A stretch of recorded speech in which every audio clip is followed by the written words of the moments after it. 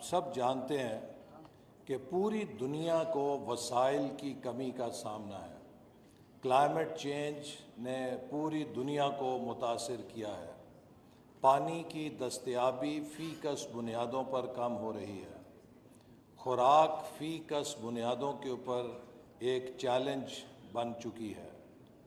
और पाकिस्तान में जो चीज़ बहुत फ़िक्र वाली है कि गुज़श्ता 40 सालों में हम स्टंटिंग के अंदर कोई काबिल ज़िक्र कमी वाक़ई नहीं कर सके कि वो जिस्मानी तौर पे कमज़ोर और लाग़र हैं। स्टंटिंग का ये भी मतलब है कि अपनी जिस्मानी कमज़ोरी के साथ उनकी कॉग्निटिव एबिलिटीज़ भी कमतर हैं।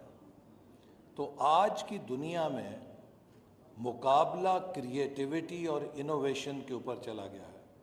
और आज की दुनिया में हमें ये देखना है कि किस कौम के पास ज़्यादा ज़हीन अफरादी क़ुव्वत है।